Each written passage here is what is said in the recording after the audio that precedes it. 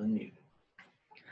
Good afternoon, everyone. Welcome to the What to Think About Before You Plant Direct-to-Consumer Markets webinar brought to you by the University of Kentucky's Center for Crop Diversification. You can find the Center's What to Think About Before You Plant publication and many other resources on our website at www.uky.edu/ccd. Today's webinar will focus on what you should consider if you're planning to market your products directly to consumers through such channels as farmers markets, community-supported agriculture, roadside stands, etc. We have two speakers today. Our first speaker will be Dr. Tim Woods, a University of Kentucky Extension professor in the Department of Agricultural Economics. He specializes in agribusiness management and marketing horticultural products. He established the Market Ready Producer Training Program, which educates producers on best business practices associated with selling to restaurants, grocery, wholesale, retail businesses, and institutions. We'll also be hearing from James Cochran, manager of the Farmers Market Support Program for Community Farm Alliance. James spent 8 years managing farmers markets in Northern California. He oversaw a quarter of the markets for the Pacific Coast Farmers Market Association, supervising 18 markets in San Francisco and San Mateo County. He will be sharing his thoughts on production and marketing planning for direct markets, as well as sharing some of the resources Community Farm Alliance has to offer. Before we start, we'd like to thank the University of Kentucky Cooperative Extension Service, the Kentucky Department of Agriculture, and the Specialty Crop Block Grant Program for helping fund the What to Think About Before You Plant webinar series and additional activities of the Center for Crop Diversification and Community Farm Alliance. If you have questions, please type them into the Q&A panel. We'll either answer your questions in the Q&A panel or we'll pass them along to our speakers. With that, I'll turn this over to Tim Woods.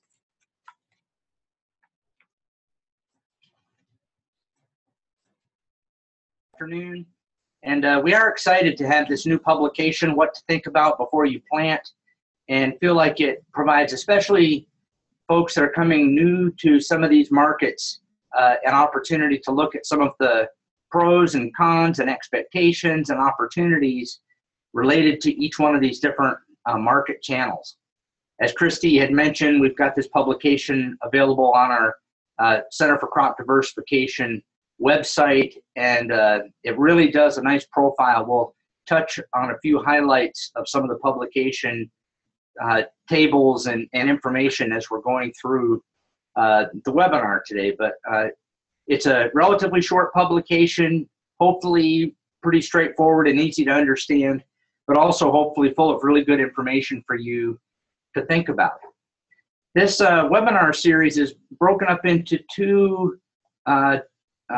sort of approaches. Our approach today is going to be focusing very specifically on the direct-to-consumer types of markets. So selling direct to consumers through farmers market venues, community-supported agriculture, on-farm retail markets, and the like. And then our plan then is to follow that up with looking at marketing into some of these commercial channels, schools, restaurants, grocers, working with wholesalers, etc. And obviously there are some unique considerations in selling into both of those. Certainly for specialty crop growers, the opportunities for selling into these different markets has been really growing. And so we've seen in Kentucky over the years, as we've kind of tracked this, a growing amount of activity that's taking place in all these different market channels, whether they're direct-to-consumer markets or more wholesale, direct producer-to-store types of markets. Really over the last 10 years or so, we've seen opportunities for local products into our local markets growing. And so as we have more producers that are coming into these markets, our challenge, of course, then is to try to provide some insight for producers on what sort of things you might expect to encounter, what kinds of issues are going to be important to be thinking about. And as we look at some of the different market channels, we've done this survey a number of times from our produce folks, looking at where they see opportunities for growth. And we can see from this graphic here, pretty bullish really across all these different market channels in terms of where there's expectation for at least some growth or even substantial growth based on the insights from producers from across the state. And as we look at the interest from the buyer's point of view, we're going to spend our time, as we said, looking more at the consumer as the buyer today.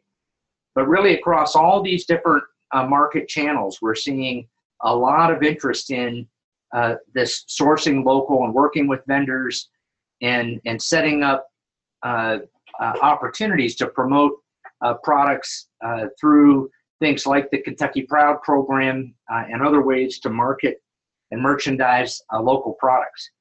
This was really kind of the impetus for our launching the whole Market Ready training program, as we had a lot of producers that have been involved in the farmers market and direct-to-consumer channel really interested in learning what's involved selling into these commercial market channels, working with these different kinds of market partners. And a lot of opportunity really in all of these different market channels, as we say. The folks from the Kentucky Department of Ag have played a really important role in supporting local products to local markets. You can see here we have, in Kentucky, we have over 6,000 Kentucky Proud producers and businesses across the state. And that's a lot of activity, a lot of partners that are working, selling under the local foods brand. And certainly it's a challenge for the Department of Ag to try to keep up with and support the brand and the supplier readiness. And of course, as you might expect, there's a keen interest in making sure that everybody that's committed to marketing in this local products space is equally committed and understands the responsibility they have to everybody else that's also selling in this area. And brand protection is a really important issue underneath a lot of the ways that these different kinds of programs are being implemented. The Department of Ag has had a variety of different market cost share support programs.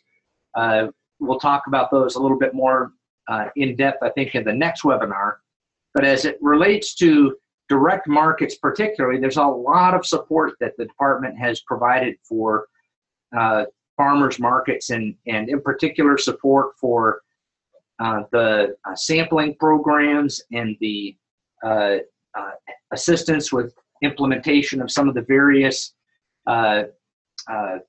voucher programs, income needs-based type programs there as well. And we'll hear from James a little bit later about just some of the role Community Farm Alliance has played with that in helping implement that as well. But it's involved a lot of partners to try to help develop those programs. And the Department of Ag, and later I'll mention a little bit about the Kentucky Farm Bureau and the Certified Roadside Market, agencies that have come alongside our producers to really try to help make these markets successful and to create some good opportunities for both our consumers and producers selling into that space. So the creation of this document, though, what to think about before you plant, is a really important resource. There are some other really good resources that you may want to bring together. The Center for Crop Diversification has a mountain of great resources that have been developed and are there to try to provide producers that are looking at different kinds of market alternatives. It could be home-based processing. It could be just some basic principles of selling into a farmer's market or selling to a restaurant. But some additional resources that you may want to pull together to be kind of a companion to your Before I Plant publication would be the primer publication. I'll talk about that here in just a minute. But the Center for Crop Diversification also has lots and lots of crop profiles. So little 2-page, 3-page quick hitters on what do I need to know to grow asparagus, cherry tomatoes, zucchini, on and on. High tunnel production, floriculture kinds of enterprises, value-added crops, lots and lots of great resources there that themselves point to even further and richer sources of information that can help with the production, budgeting, economic considerations, scale considerations, market opportunities there as well. And the companion piece, of course, is the budget. So enterprise budgets that allow producers to go in, put in some of their own estimates of costs with respect to maybe labor or equipment or chemicals or other input costs that are going to be corresponding to your operation. The goal there, of course, with the budgets is to help producers identify what their costs are, to know at least what your break-even costs are as you're thinking about some of these different market opportunities, and to use those budgets as kind of a launching pad to help determine which markets might be a good fit for you. And scale matters, what sort of volume you might need and how that might impact your bottom line. And of course,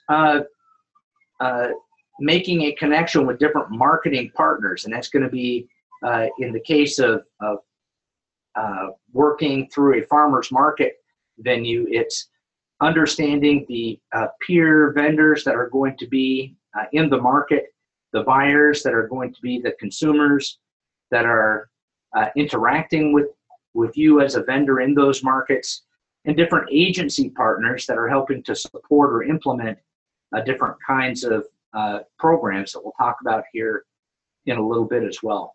So I'm just going to touch on each one of these very quickly, and then I want to move into some things about each one of the different markets. The primer publication, many of you may have seen this before. It's a publication we've had around here for a while.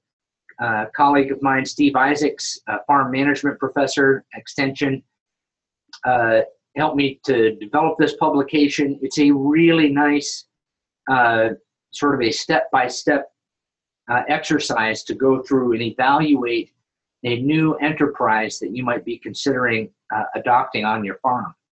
And it follows this acronym here of looking at profitability. So there are worksheets for each one of these 6 elements. What do I need to be thinking about, and how do I estimate the profitability of a potential enterprise? What kinds of resources do I need to be able to produce and market and deliver on that kind of an enterprise? What are the information resources that I can draw on? What kinds of marketing strategy or marketing considerations do I need to be thinking about? Are there ways to differentiate the product, or are there marketing partners or programs I can plug into? Enthusiasm, the sort of justification, rationale for why you might be getting into an enterprise.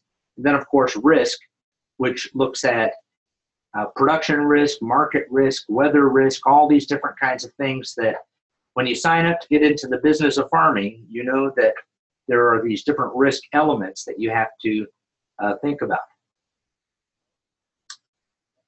A lot of these different kinds of resources, we can only just kind of encourage you to get onto the CCD site, and based on the kind of enterprise that you're looking at, to just browse through the site a little bit and see some of the different kinds of resources. A very searchable site. Brett Wolf, that works with managing a lot of that information on the site, has done a wonderful job updating that site and making it very searchable. And so I think you'll find a lot of really good practical information that is available on there. One of the things that we are also trying to make people aware of is that we have a lot of really good, well, this is good web-based kind of information. Our research group and cooperative extension group through the University of Kentucky has a great network of field days, on-farm production demonstration programs. The Kentucky Horticulture Council very specifically has funded a network of extension associates that are putting on various kinds of on-farm demonstration activities with all kinds of things related to vegetables, floriculture, fruit, nursery, high tunnel, all kinds of different kinds of production activity. And would just encourage you, check on the site, reach out to Brett Wolf as you think of it, to get an update on those. And we're going to try to do a little bit better job promoting those field days and on-farm demonstration activities, because a lot of things it's just a learning by doing, learning by seeing, and being a part of these different programs to kind of get a feel for what really is involved. As we look at the different market channels, this table comes from the what to think about before you plant publication, and I've placed these blue arrows here by the market channels where it's really dealing direct with the consumer. So the farmer's market, roadside stand, U-pick, on-farm stand. These are market channels where obviously you need to have some pretty good skills in terms of working with people and marketing your product and representing your product, selling not just the product, but selling the story behind your product, and understanding what is the expectation from these consumers with respect to things like product mix. And so if you're thinking about what kind of a product mix do I need in a farmer's market or a roadside stand, that of course is going to be really important. And our experience has been a lot of producers that have you don't have to have every kind of product that somebody could produce, but if you have a diversity of product that is able to come in throughout the production season, that you're able to bring to the market, that give your shoppers their choice, that puts you in a much better place than if somebody's just showing up with only one product. If you think about the on-farm kinds of markets, and you're dealing with U-pick, or you've got an on-farm retail market, you're dealing with a lot of direct consumer interactions. And in those cases, the kinds of products that you're dealing with may be a little bit more specialized. You may have a strawberry U-pick operation, or peaches or apples or something like this. And even though it might be a little bit more narrowly defined product mix, you still need to have some kind of a product that obviously the customer is going to want and they're going to value, and see the benefit of coming all the way out to your farm to purchase those products. A couple of other, as you look across these different market channels here, packaging is an important consideration. And you see, just kind of looking down through the table, the different packaging expectations at a farmer's market, roadside stand, retail packaging, a farm feel connected with that packaging is much more important. If you're selling small fruit, the small clamshells, the little wood or cardboard containers that would be pints or quarts, having that kind of a farm feel and that packaging that's going to complement the merchandising and the image that you're wanting to present about for the customer there, that they're buying from a farmer, is all part of the image that you're presenting. Of course, if you're dealing with a U-pick or on-farm retail kind of a setting where people are buying in volume, obviously a different kind of a packaging comes into play there as well. You'll see when we move into talking about the commercial market channels this next time around, especially in this grading and quality assurance expectation, much wider differences there in these commercial markets. We do see a little bit more flexibility in terms of grading and quality standards. And where we say up here, it may be flexible, I'm sure James is going to come in and hit this solidly when we turn it over to him here in a few minutes. But just because we say flexible, there doesn't mean that a really high quality product at the farmer's market is not important. It's hugely important, and one of the main reasons why people go to a farmer's market or to a roadside market or even want to buy local products in general is because they have an expectation that the quality is going to be superior, at least fresher. And so paying very careful attention to quality and consistency is going to be an important consideration. So just the only other consideration with the on-farm retail market and bulk purchases is, of course, people are picking that product often up for themselves. They get to pick product, and so conversation and communication between the farmer and the people that are coming out there to the market about what quality products, how quality might be signaled with different products, how to understand when certain kinds of apples, for example, might be ripe or peaches might be ripe, will be an important consideration. Before I just leave this this graphic, though, I just wanted to say something about the CSAs, and we'll say a little more about those here shortly. The CSA is a really unique kind of a direct-to-consumer market channel. When we talk about product mix, you're having to have a seasonal representation of products that's going to have a diversity of products week after week after week. And so a typical CSA full season might run 22, 25, 28 weeks or even longer with seasonal products that are available. And the expectation from shareholders, the customers there, is that there will be a variety of products available there week after week of the product that's going to be in season. Packaging tends to be very low in terms, or very simple in terms of expectation there.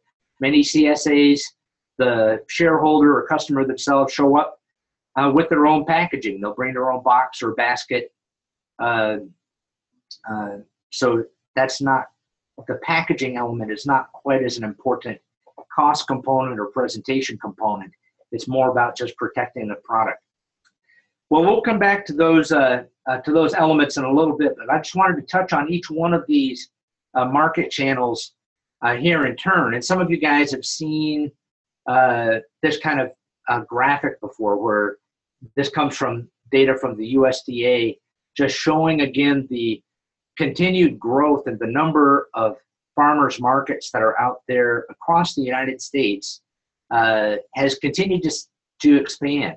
Maybe the extent of growth has slowed down just a little bit, but still continuing to see growth. And we've certainly seen that same kind of trajectory here in Kentucky.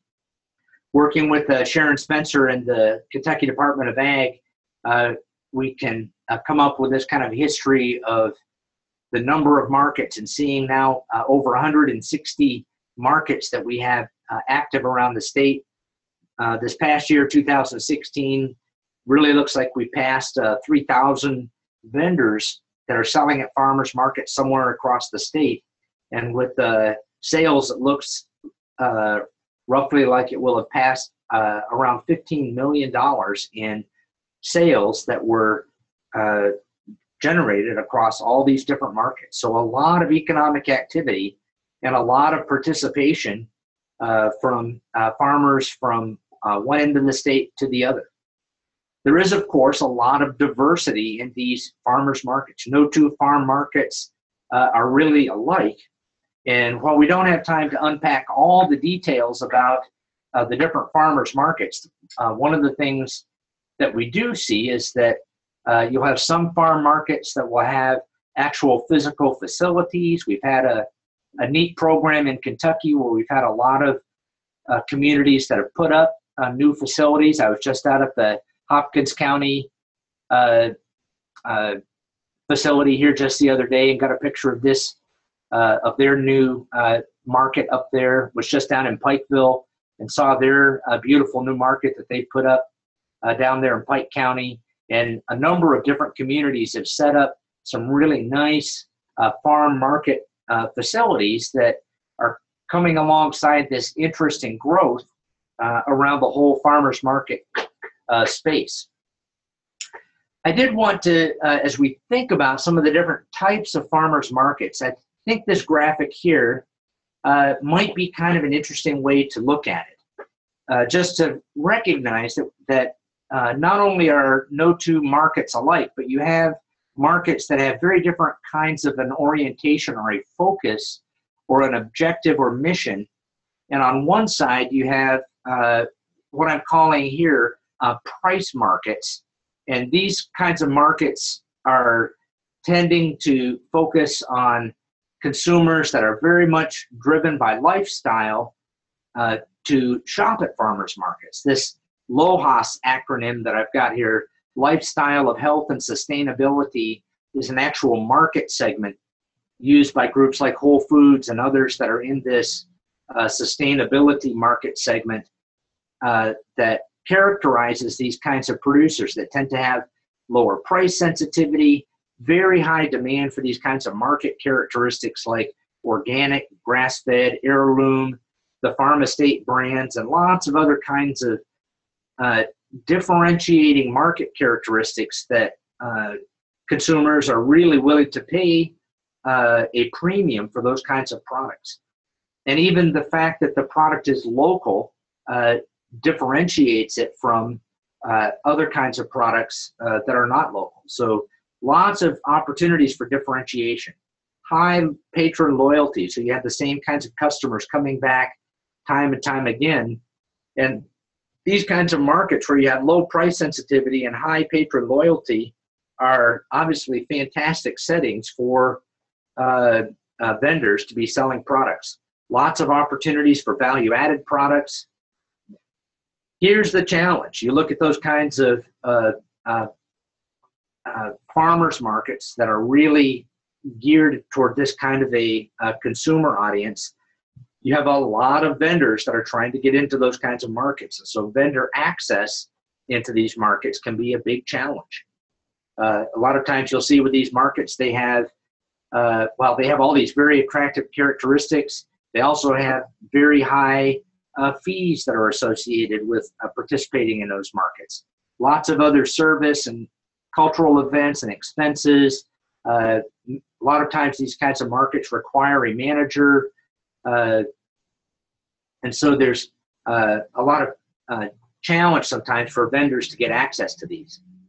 On the other side, and there are many, many markets that kind of fall in between this kind of spectrum, but you have these kind of value sales-oriented markets that you have consumers that are shopping at those markets that have a much higher sensitivity to price. They're looking to buy bulk, volume, discount. They're going to the market trying to get a sale.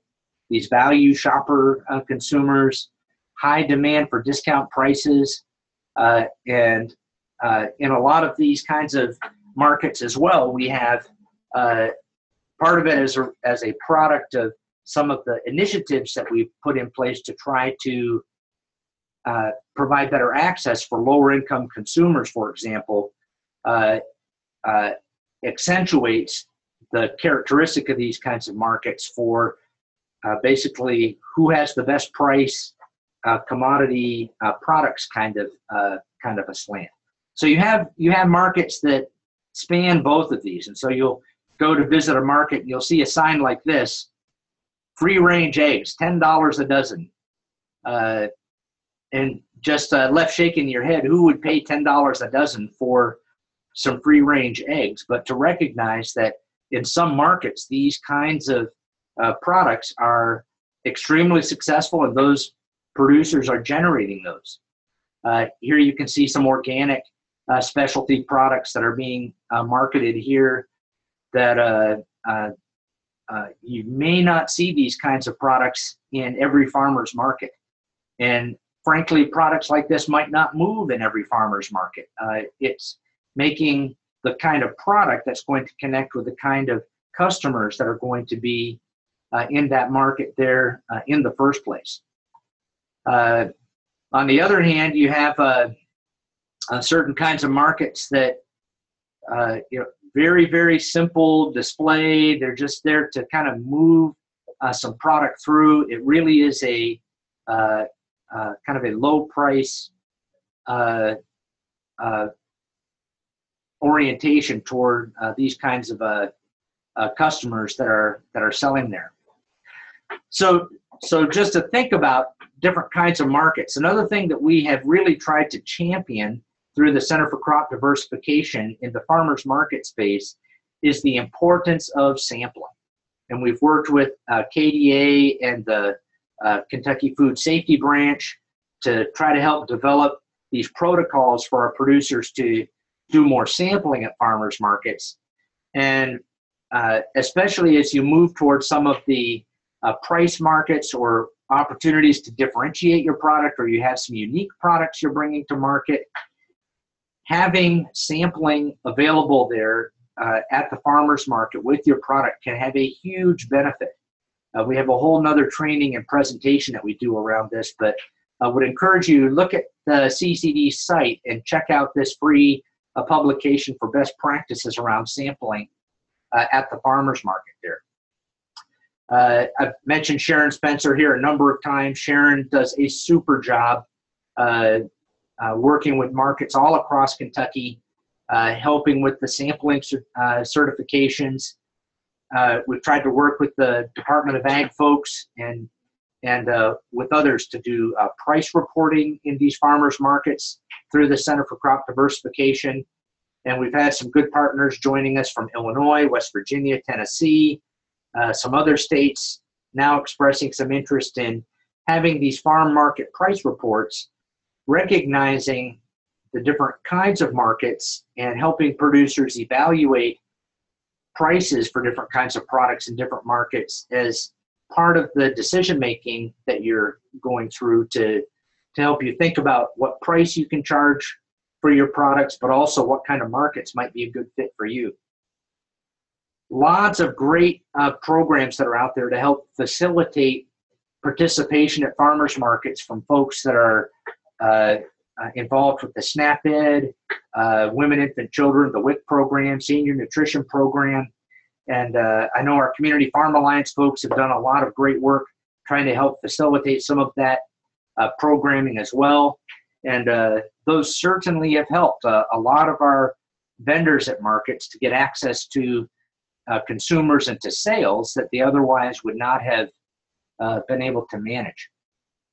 So these are just a few things to consider or to think about as you're looking at the farmers market space and thinking about what farmers market might be a good fit for you. What are the kinds of programs? What are the kinds of infrastructure that's available? Is there a manager? Are there different kinds of vendors out there that have different kinds of products that you might be able to bring a complement of different products to that market are all important considerations.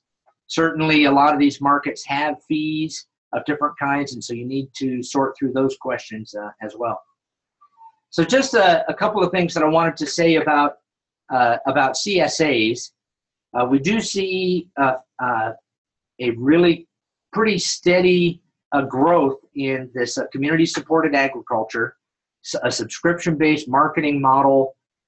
In Kentucky in 2016, we had 58 CSA operations across different farms across the state.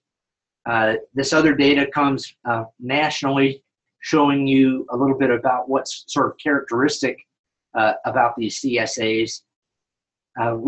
They continue to grow in size in terms of the number of shares, the number of farms that have moved into these. Also, for many farms that have started in with a CSA, they continue to orient more and more of their production in this direction.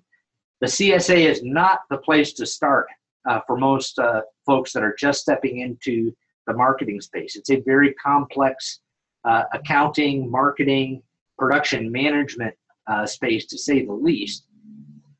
Most of the CSAs, particularly the ones that are a little bit larger, tend to be out on an urban fringe or targeting urban consumers, not exclusively, but that's because we see a fair bit of turnover with the CSA shareholders. That tends to be where a lot of the CSAs thrive. We do have more and more different kinds of business models, multiple farm CSAs, CSAs that are adding value-added products and other kinds of eggs, meat products, and other kinds of things into their program.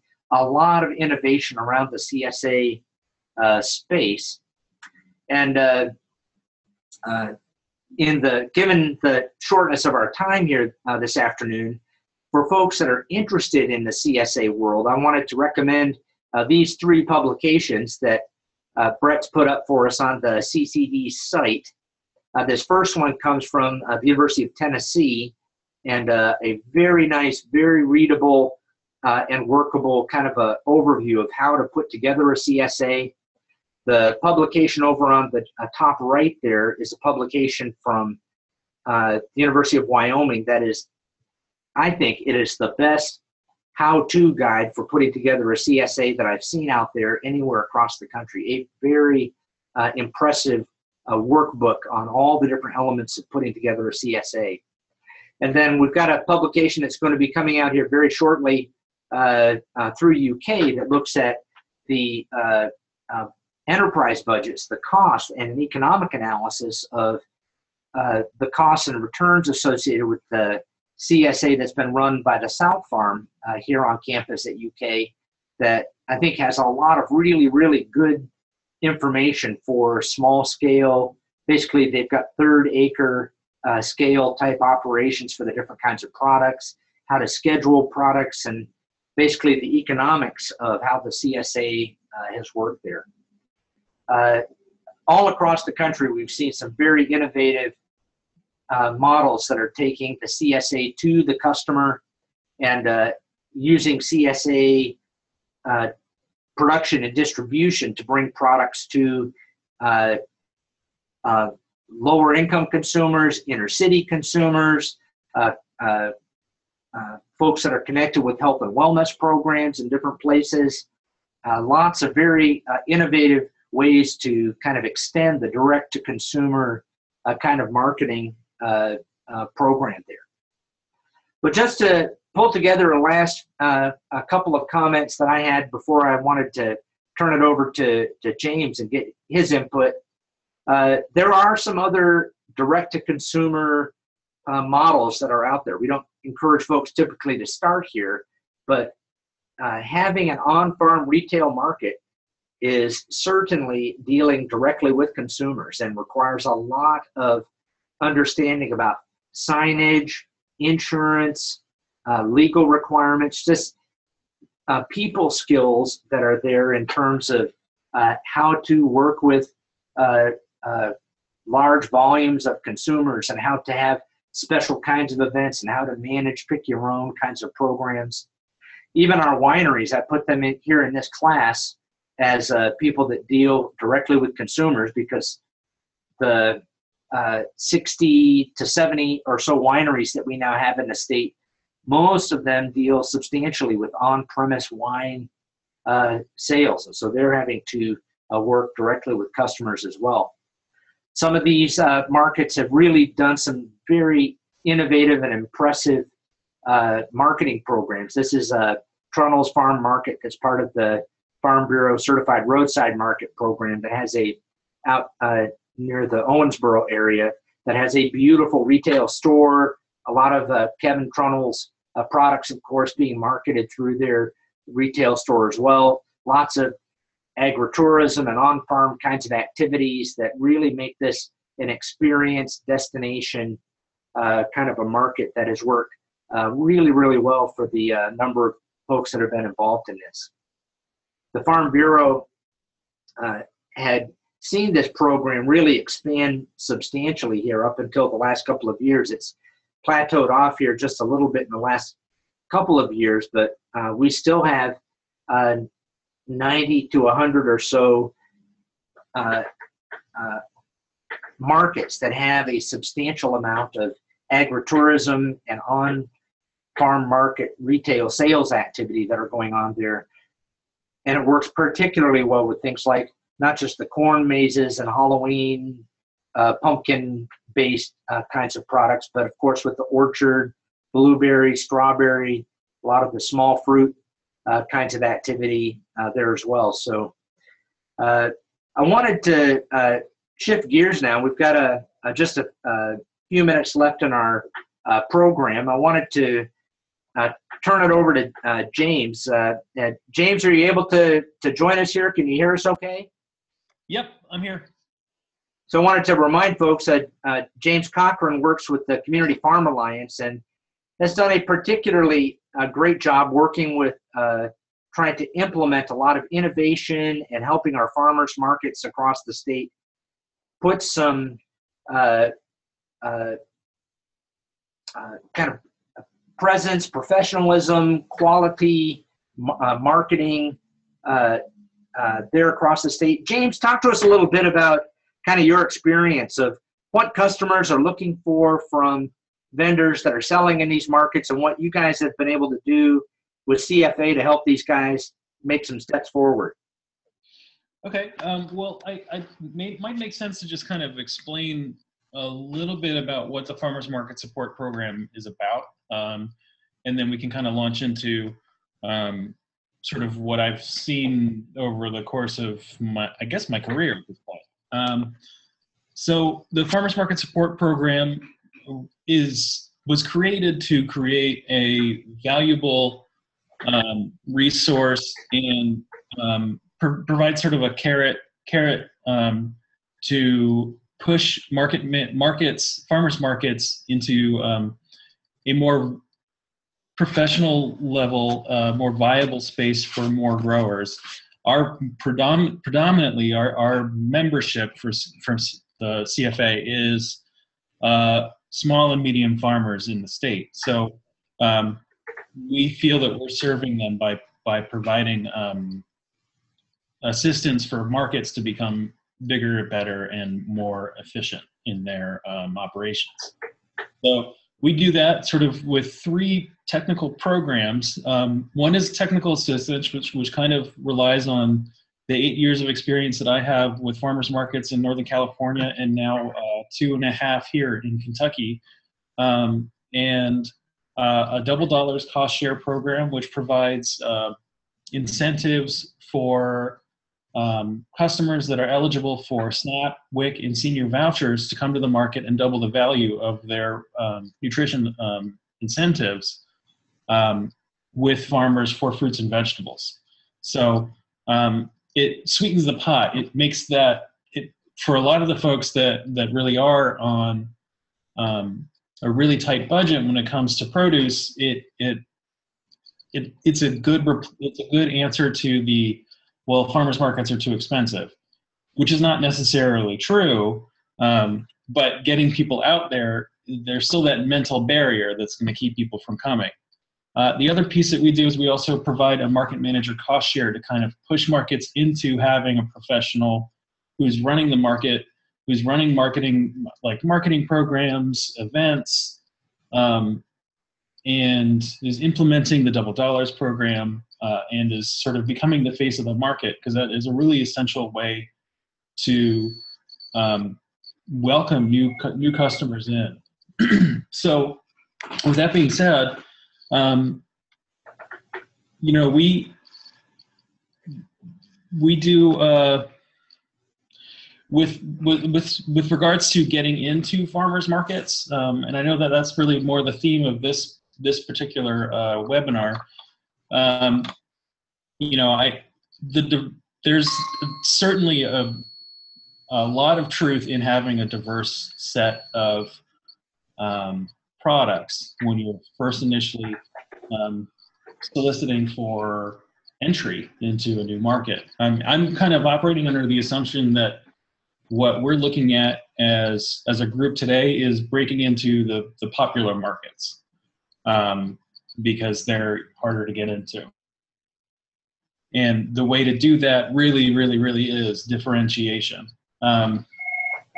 With new markets, with established markets, they have people who they have standard heirloom tomatoes, they have different kinds of green beans, and they have corn. So, those are the sort of the big crops here in town or here in the state. So you need to find a way to provide a uniqueness to your farm. And there may be a reality that you have to kind of deal with initially with saying, okay, we won't sell our heirloom tomatoes this year. And that's really hard to do. It's hard to say that and commit to that. But with markets that are really popular and have 20, 30 producers, you got to find a way to just kind of get in first. There's no other way you can't just show up with heirlooms and everybody will be happy to see you. There'll be a lot of people there who are relying on their heirloom tomato crop to pay for all of their needs for the year. So that is sort of what I would stress as far as diversity of product goes. And also having a diversity of product also provides you with multiple different unique things to be able to bring to the attention of the person, of whoever is in charge of accepting new producers into the market. Tim, did you have other questions for me? Yeah, James, do you have some kind of suggestions about do's or don'ts or things that should be thought about kind of carefully of best ways vendors can connect with customers that are out there? With customers? Yeah, so the importance of things like the quality of your products and the consistency of your products and that kind of thing. Yeah. So, everybody here understands that tomato gets bruises easily, but customers who don't get their hands in the dirt don't realize. I'm going to keep using tomatoes as an example. Sorry about that, but frequent culling while you're at the market is a really valuable use of your time. When people see if selling a premium product is what you're after, culling, making sure that you afford time to cull while you're at the market so that you're taking out the bruised fruit, or damaged stuff is gonna reduce the chance that a customer is gonna come in, get a squishy fruit, and look at the price and think that that's insane. I could never purchase this, and I don't think I'll ever come back to this person. So, it's hard to budget that time, especially the height of the market. But if there's a way if you got time to lean, you got time to clean sort of mentality, it was a good thing to use that time for, is calling out the stuff that gets bruised over the course of the day. Another piece that I would really want to stress for folks is to really use the height of your space, from your knees to your eyes. Really I would stress to utilize the entire cubic footage of your tent before I expand to 2 booths. That visual appeal of a wall of stuff is, it hits some kind of, I wish I knew what part of the brain it hits, but there's something about it that just makes customers excited. And you'll see that if you've ever been into a Whole Foods, when they freshly packed everything, it's just a huge wall of carrots and lettuce, and it's just packed in there super tight, and it looks really nice.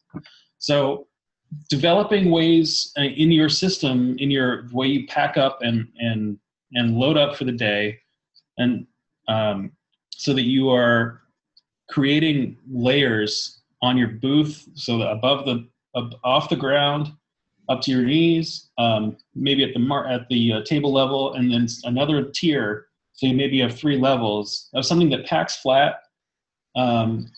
Would be really worth exploring. Is there anything else? Yeah. Well, so, James, one of the things you and the CFA folks have been doing is trying to do some market manager training and getting folks to think a little bit more intentionally about how the market is organized.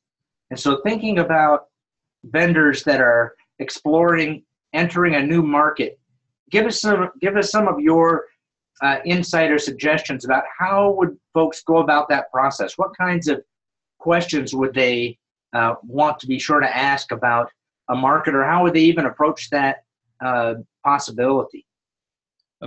So getting into a new market. Right. Well, the first thing you want to do is find out who the gatekeepers are. And those gatekeepers are the very first customers you're going to have at that market. So the first impression makes a really big difference. So, I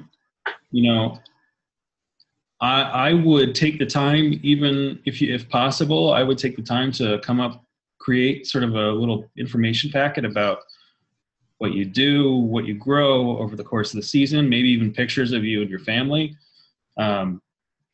Those little things that take a little bit of time can really seal the deal. And the thing that the other piece that I've mentioned earlier is being flexible with the needs of the market. Because the market's needs are fairly inflexible. They know, the people that are there running it know what they're missing. And if they have 4 people doing cut flowers, they're probably not really interested in having another person who cut flowers there. And it's not personal to you or your flowers, but the hardest part about managing markets is managing the growth to the point where you're not bankrupting the other people in your market or really hitting them hard. Market managers, the most important thing that they have to do is curate product, the product mix, so that nobody's getting nobody's necessarily cornering the market or flooding it so that $1 pounds for tomatoes becomes a standard. That helps nobody. If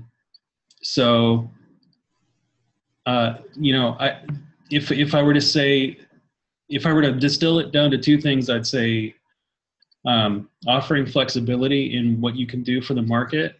Try to anticipate what the market needs might be, and offer that as something that you can a service that you can provide for the market, whether that be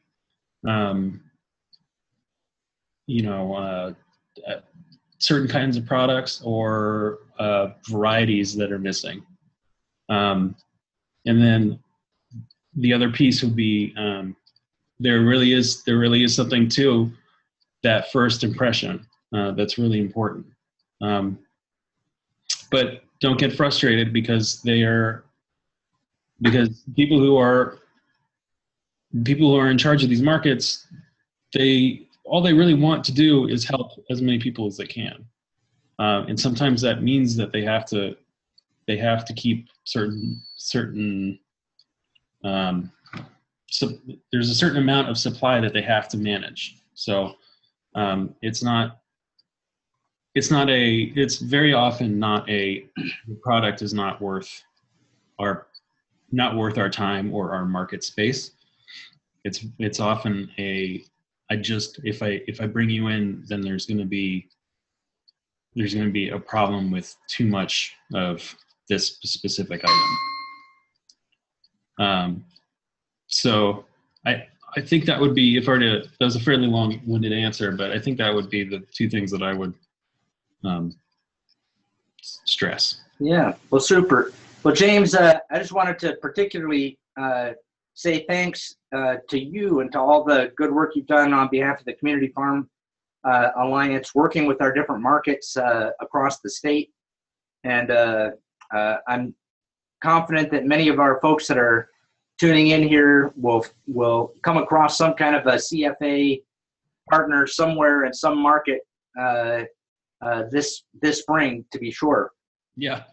Let me turn things now over, as we're just kind of wrapping up the last couple of minutes, back to Christy Cassidy, and just to give us a little bit of an update about other things that are going to be coming up and our follow-up activity. Christy? Yes, thanks, Tim, and thanks, James. Thanks to everybody for joining us today. There will be a recording of this webinar available on our website. And again, that's www.uky.edu/CCD. Just click on training and click on webinars, and you'll find recordings of all of our webinars there. Remember to visit our website to find just numerous publications on a variety of specialty crops and marketing channels. If you could, please take a couple of minutes to complete a brief survey. We'll find the URL in the chat panel.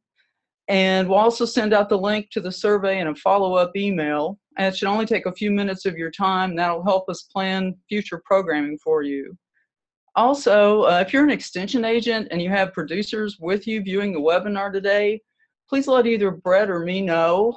This will give us an idea about the number of participants that we've had today. Please watch our website for information about future webinars. Don't miss our next webinar on large-scale markets. That'll be on March 14th, again from 3:30 to 4:30 p.m. Eastern Time. And be sure to like us on Facebook. And then you'll find contact information for us here on this final slide. So hope that you'll be in touch with us if you need any help with your marketing or production questions. And please visit our website and see everything that we have to offer you. Thank you so much.